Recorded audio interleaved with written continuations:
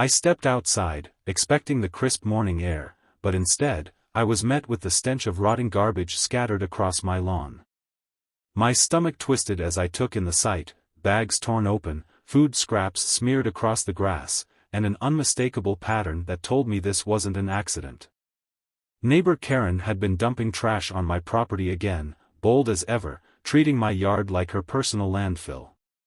But this time, I wasn't just going to clean it up, I was going to make sure she paid for every single piece of it. I woke up to the stench before I even saw it. The foul, rotting odor of garbage hit me as I opened my front door, and my stomach churned as I took in the sight before me. My once pristine lawn, the one I took pride in maintaining, was now littered with trash bags, discarded food containers, and an overturned bin spilling its rancid contents onto the grass. My pulse quickened, frustration boiling inside me. I knew exactly who was behind this. Neighbor Karen had done it again.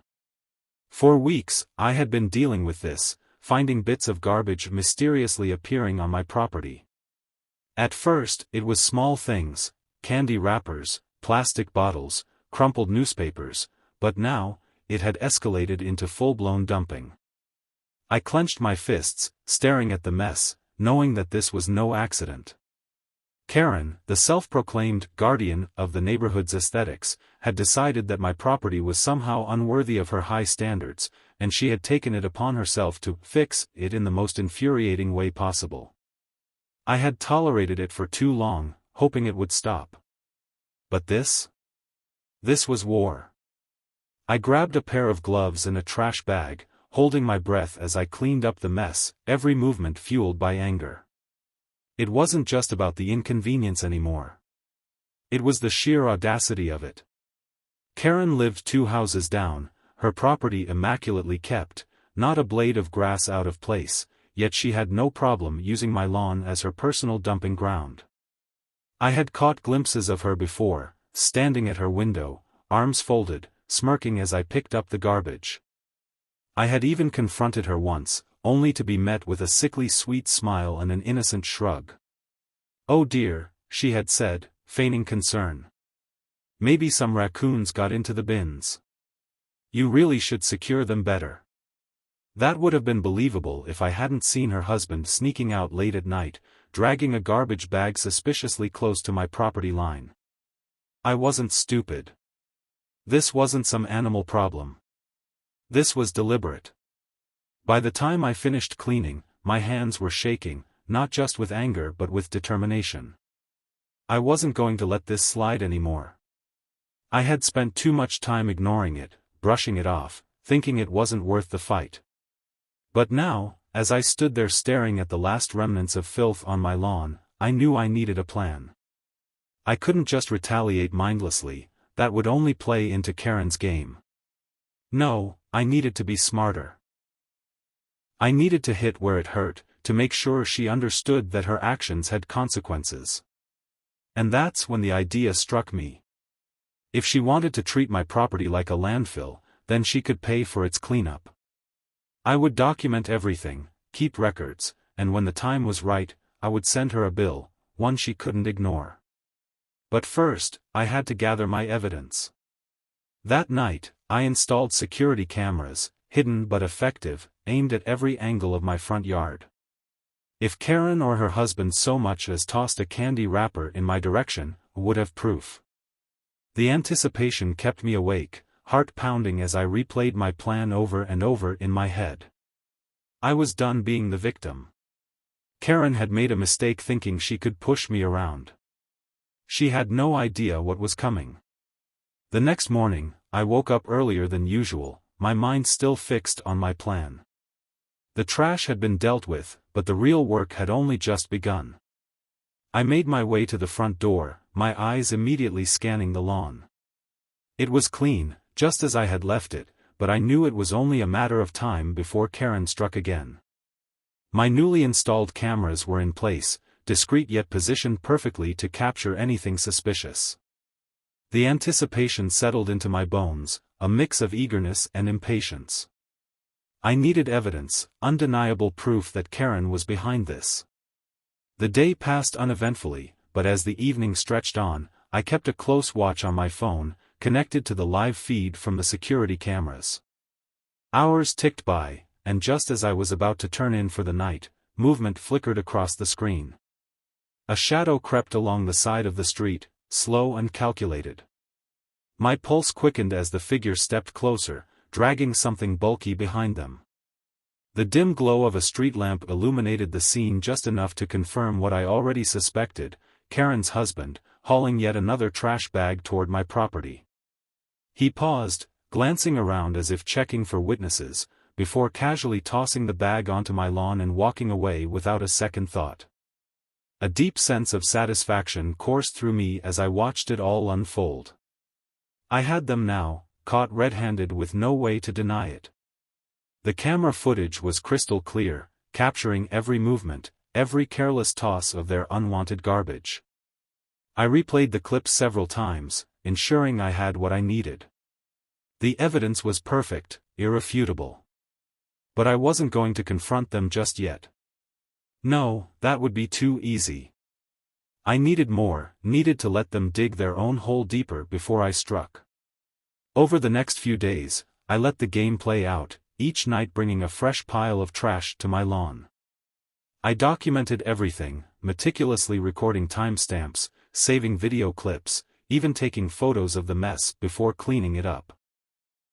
Karen remained blissfully unaware, walking around the neighborhood with her usual air of superiority, gossiping with the other homeowners, pretending as if she wasn't the mastermind behind the filth accumulating on my property. If only she knew how badly she was playing right into my hands. By the end of the week, I had a full case built against them, a detailed file of evidence that any reasonable person would find damning. But I wasn't going to take it to the HOA, not yet. I knew Karen had influence there, had connections that could easily make my complaints disappear or twist the situation in her favor. I needed an approach that would leave no room for manipulation, no loopholes for her to escape through. And then, the perfect opportunity presented itself.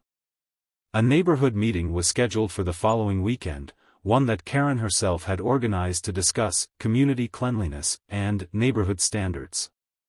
The irony was almost too perfect. She had set the stage for her own downfall without even realizing it. I could already envision the moment, the way her smug expression would crumble when faced with undeniable proof of her own hypocrisy. The night before the meeting, I went over my plan one last time, ensuring every detail was in place. I printed out receipts for professional lawn cleaning services, totaling every expense I had incurred because of her actions. I compiled a report with screenshots from my security footage, each timestamped and labeled clearly. And then, just for good measure, I drafted an invoice, an official bill addressed to Karen for the cost of cleaning up her mess, complete with a due date. It was all coming together perfectly, and by the time I went to bed, I could already picture the look on her face when she realized just how badly she had lost. She thought she had control, thought she could bully and manipulate her way into getting what she wanted. But by tomorrow, the entire neighborhood would see her for what she really was. The morning of the neighborhood meeting arrived with a sense of anticipation humming in the air. I woke up early, my plan set in motion, my documents neatly stacked and ready to be revealed at the perfect moment. Outside, the sky was a dull gray, as if the universe itself sensed the storm that was about to hit Karen. I stepped onto my porch and took a slow breath, savoring the knowledge that today was the day everything changed. As I made my way to the community hall, I kept my demeanor neutral, blending in with the rest of the attendees. Karen was already there, standing near the front, her usual smug confidence radiating off her like a bad perfume. She was speaking to a small group of residents, her voice carrying through the room as she rattled off her usual speech about maintaining the neighborhood's beauty and ensuring that homeowners followed proper cleanliness standards. The hypocrisy nearly made me laugh. She had no idea that in a few short minutes, would turn her entire world upside down. I took my seat near the middle, waiting for the meeting to officially begin. More people trickled in, filling the chairs, some chatting quietly while others listened intently to Karen's rambling monologue about the importance of keeping property values high. The irony was delicious. I had spent the last week cleaning up her mess, recording every second of her violations while she paraded around as if she were the neighborhood savior. The moment was almost too perfect. As the meeting finally commenced, Karen took center stage, flipping through a few pages of notes with the air of someone who believed they held all the power in the room. She started with a lecture on community standards, emphasizing how every homeowner had a responsibility to keep their property pristine. My fingers tightened around the folder in my lap, patience holding me steady as I waited for the right moment. Then, just as she launched into her usual rhetoric about fining those who allowed their property to become an eyesore, I stood up. All eyes turned to me, the room falling silent as I cleared my throat, patience holding me steady as I waited for the right moment. Then, just as she launched into her usual rhetoric about fining those who allowed their property to become an eyesore, I stood up. All eyes turned to me, the room falling silent as I cleared my throat. I held up my stack of documents, my voice level but firm as I addressed the gathering. I began by acknowledging Karen's efforts in promoting cleanliness but quickly pivoted to a more pressing issue, one that directly contradicted everything she had just preached. I walked toward the front, slowly laying down each piece of evidence on the table, the security footage, still images, the timestamps, the financial breakdown of the professional cleanup services I had been forced to hire. Murmurs spread through the crowd as people leaned in, eyes widening as they saw the undeniable proof. I didn't need to say much. The evidence spoke for itself. Karen's smug expression faltered, her fingers tightening around her clipboard as she realized what was happening. I detailed the repeated incidents, the growing pile of trash, the calculated way it had been dumped on my property night after night. Then, I presented the invoice, a bill addressed directly to Karen, demanding reimbursement for the damage and expenses she had caused. The silence that followed was deafening. Karen's face drained of color as she snatched up the papers, her mouth opening and closing uselessly as she tried to form a response. The neighbors, once captivated by her charm and self-importance, now whispered among themselves, their eyes darting between her and the undeniable proof in front of them. Some looked disgusted, others amused, and a few openly shook their heads, realizing they had been fooled by her facade for far too long. I could see it in their faces, the moment of recognition, the shift in power. Karen had spent years dictating the rules, controlling the narrative, but now, the weight of her hypocrisy had finally caught up with her. Her voice, usually so controlled and commanding, came out as a feeble protest, insisting that it was all a misunderstanding, that she had nothing to do with the trash, that someone was trying to set her up. But the images, the timestamps, the overwhelming evidence, there was no escaping the truth. Then, just when she thought things couldn't get any worse, another voice rose from the crowd. A neighbor, someone who had long endured Karen's relentless fines and petty grievances, stood up and shared their own story, how Karen had unfairly targeted them for minor infractions while conveniently ignoring violations from those she favored. One by one, others followed, recounting their own experiences, their voices growing louder, stronger, more confident. Karen, who had ruled this neighborhood with an iron fist for years, was now backed into a corner with no way out. She stammered, tried to regain control, but it was too late. The neighborhood had seen her for what she truly was, and the power she had once wielded so effortlessly was slipping from her grasp like sand through her fingers. I watched as realization dawned on her face, the weight of her downfall settling in. And yet, I wasn't finished. Because while the meeting had turned against her, there was still one last move to make, one final stroke to ensure she never pulled this stunt again. Karen's composure was crumbling before my eyes, her fingers trembling as she clutched the stack of damning evidence. The murmurs in the room had turned into a steady hum of disapproval, a tide she could no longer control. For years, she had thrived on intimidation and manipulation, but today, those tactics had failed her. She opened her mouth to protest, to spew whatever excuse she could conjure, but the weight of undeniable proof had already rendered her powerless. The neighborhood was no longer listening to her fabricated justifications. I could see the shift in their expressions, disbelief turning to anger, compliance giving way to defiance. People who had once cowered under her rule were now emboldened by the truth staring them in the face. The carefully curated reputation she had built for herself as the upstanding enforcer of order and cleanliness had shattered in an instant. But I wasn't done yet. With the crowd now fully engaged, I took another step forward, placing the final piece of my plan into motion. I calmly set down the last document in my possession, a formal complaint to the HOA board detailing her repeated violations, backed by my collection of photographic and video evidence. If Karen thought she could manipulate her way out of this, she was sorely mistaken. Every piece of trash she had dumped onto my property had been documented, every infraction meticulously recorded. She had spent years weaponizing the HOA against others, bending the rules to suit her own agenda, but now, the very organization she had wielded as a tool of control was turning against her. The HOA had no choice but to take action. If they ignored this, they would expose themselves as complicit in her behavior. The air in the room was thick with tension as the board members flipped through the pages, their faces tightening with each new piece of evidence. Karen's breathing had turned shallow, her usual confidence completely stripped away. She turned to the board, grasping at any semblance of authority she still had, but her voice was unsteady. The whispers in the room had grown louder, some shaking their heads in disgust, others exchanging knowing looks as years of suppressed frustration finally surfaced. Then, the inevitable happened. One of the HOA members, an older gentleman who had always seemed reluctant to fully align with Karen's power plays, cleared his throat and addressed the room. His words carried the final blow Karen had been dreading. There would be an investigation.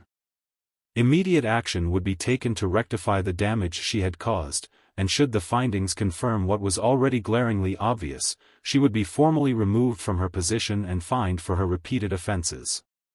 The look on her face was priceless. For the first time, she was on the receiving end of the very policies she had abused for so long. Her desperation was palpable as she scrambled to regain control, but the tides had turned too swiftly for her to recover. Another neighbor stepped forward, voicing their own grievances about Karen's pattern of selective enforcement and harassment. Then another. And another. It was as if years of pent-up resentment had finally found an outlet, and Karen was at the center of it all, drowning under the weight of her own arrogance. She had built her kingdom on fear and intimidation, but now, stripped of her authority and faced with an angry, united community, she was nothing more than a woman desperately trying to cling to power that no longer existed. The HOA meeting was no longer hers to control. She had lost. But I wasn't finished. I reached into my folder and pulled out the last item, a written notice informing her that, per small claims regulations, she had 30 days to reimburse me for the cleaning services I had been forced to hire due to her actions. If she failed to comply, legal action would follow.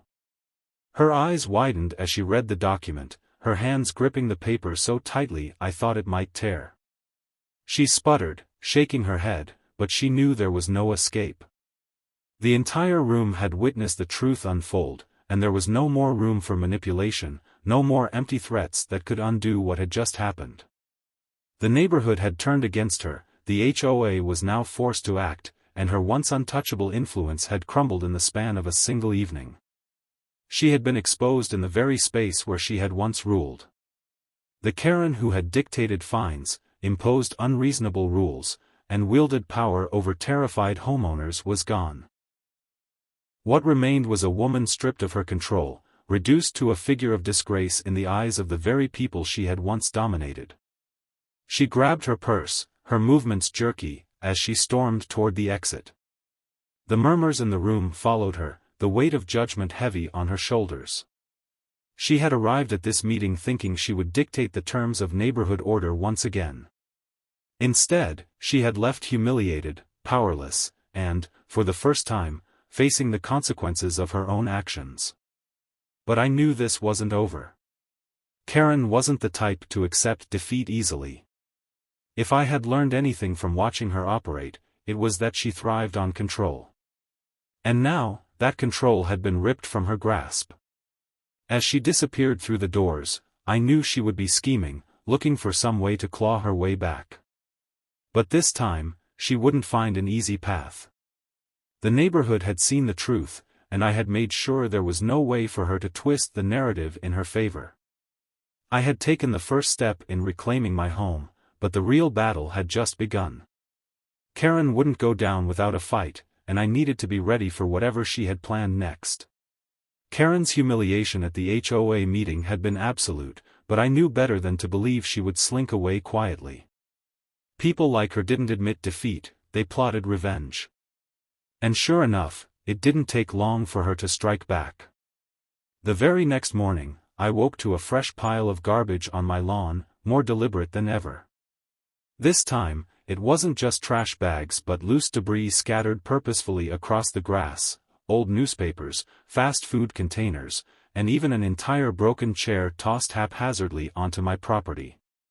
The sheer pettiness of it was almost laughable, a desperate, childish retaliation from someone who had lost control. But unlike before, when I had felt frustration and helplessness, now I felt nothing but grim satisfaction. Every move she made only added to the case I had built against her, another nail in the coffin of her already crumbling reputation. I didn't bother cleaning it up right away. Instead, I documented everything with my camera, capturing every angle, every piece of evidence. Then, I took a deep breath and called the authorities. I had waited long enough, given her more than enough chances to stop. The meeting had exposed her, but this? This was blatant vandalism. She had crossed a legal line now, and I intended to make sure she paid for it. An hour later, a patrol car pulled up to my driveway.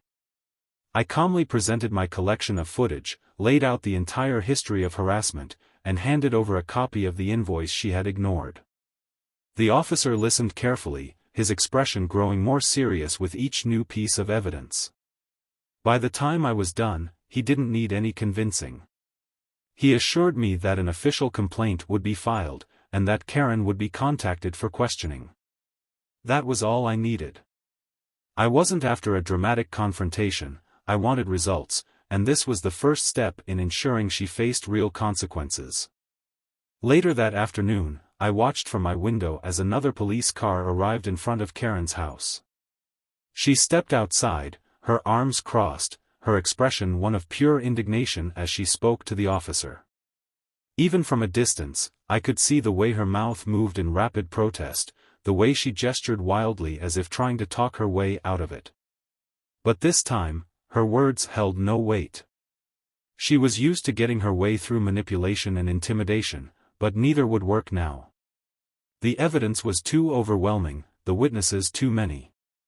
She stood there for several minutes, her face growing increasingly red, before finally storming back into her house, slamming the door behind her. The officer returned to his car, and though I couldn't hear what had been said, I knew the conversation hadn't gone in her favor. The next day, a formal notice from the HOA arrived in my mailbox. As expected, Karen was being fined for her violations, and pending further review, she was at risk of being permanently removed from any position of authority within the association. The letter detailed how multiple neighbors had come forward after the meeting, submitting their own complaints against her, strengthening the case for her removal. It was poetic justice. The very system she had used to control others was now turning against her, and there was nothing she could do to stop it. But the best part was yet to come. That same afternoon, another letter arrived, this one from my lawyer, confirming that my small claims case had been officially filed. Karen had ignored my invoice, assumed she could brush it off, but now, she was being summoned to court to answer for it. She had spent years terrorizing the neighborhood with fines and penalties, but for the first time, she was the one facing financial repercussions. As the week passed, Karen became a ghost in the neighborhood. She no longer strutted down the street, clipboard in hand, no longer gave her condescending lectures on community standards. Instead, her blinds remained drawn, her once meticulously maintained property now showing signs of neglect. The bushes that had always been trimmed to perfection were beginning to overgrow, the front porch no longer spotless. It was as if the power she had wielded over the neighborhood had been the only thing holding her together, and now that it was gone, she was unraveling. But I wasn't about to let my guard down. I knew she wasn't the type to go down quietly. There was still the court date ahead, and I had no doubt she would try to manipulate the situation in any way she could. But this time, the facts were against her. I had prepared for every angle, anticipated every excuse. She had no idea what was coming next, and when the time came, I would make sure she finally understood the consequences of her actions. The day of the court hearing arrived, and I could feel the weight of the moment pressing down on me as I stepped into the small claims courtroom. The room was quiet, sterile, a stark contrast to the chaos Karen had inflicted upon my life over the past weeks. I spotted her sitting on the other side, her usual air of superiority now replaced with rigid tension. She had dressed to impress, no doubt hoping that an expensive outfit and an air of false confidence would sway the judge in her favor, but there was no charm strong enough to erase the evidence I had built against her.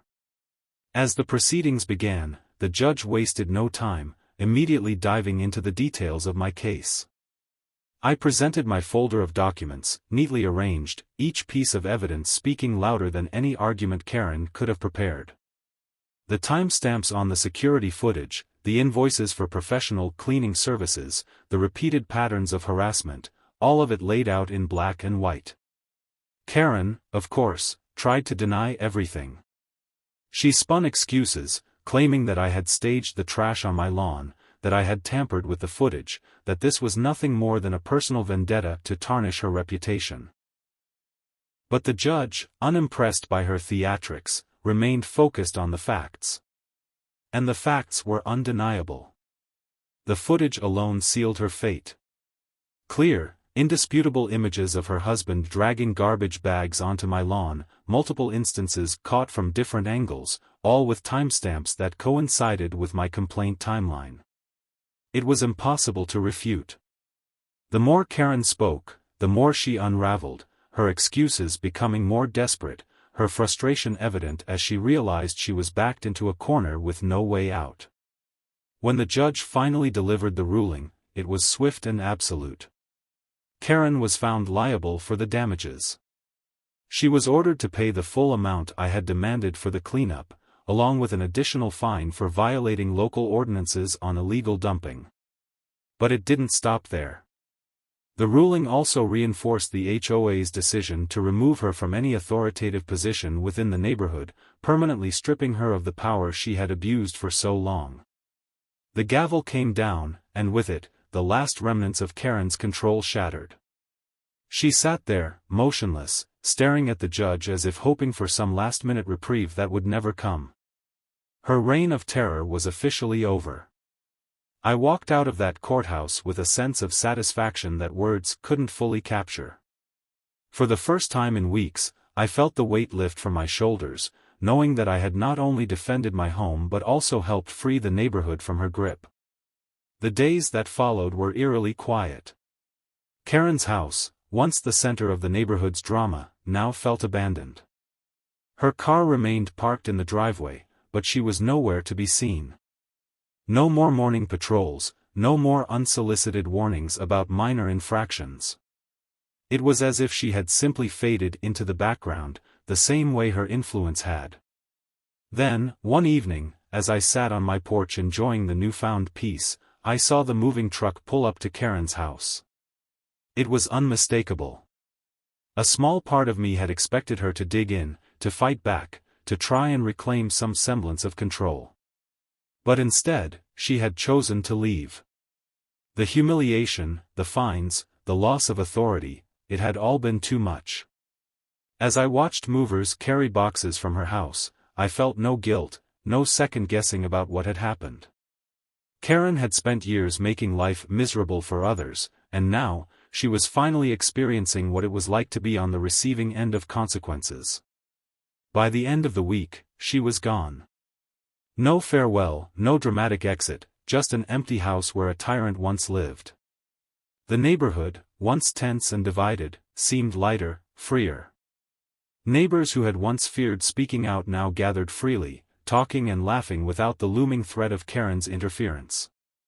The HOA, under new leadership, shifted its focus to genuine improvements rather than pointless power plays. And as for me, I finally had my peace. My lawn remained clean, undisturbed, a quiet testament to the battle I had fought and won. I had sent Karen the cleaning bill, but in the end, she had paid a far greater price, the loss of everything she had worked so hard to control. And as I sat back, watching the sunset over my now peaceful neighborhood, I knew that she wouldn't be missed.